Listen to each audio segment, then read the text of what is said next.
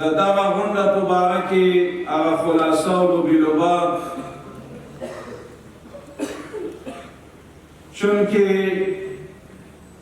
دا د خوشحالي او د سرور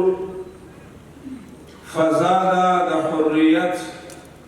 د ازادۍ د سایه او د چتر لاندې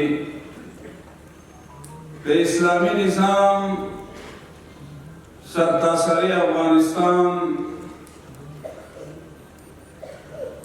برای تطبیق نظام اسلامی همین اهداف همه شیوخ و عظام و شهداء و علماء کرام و ملت قابل الاحترام همین کشور همه سایر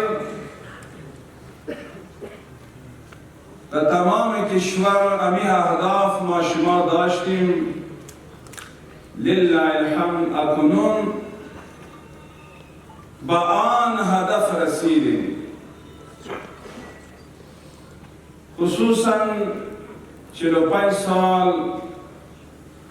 بالخصوص در 20 سال گذشته کشور مقدس ما شما همه ملت دو هدف داشتند اولا اخراج تجاوزگران و کفار و یهود و هنود خداوند کریم ما شما در آن هدف الله ما شما را رساند فعلا عزیزان من کدام دوم هدف که داشتیم تطبیق نظام اسلامی بود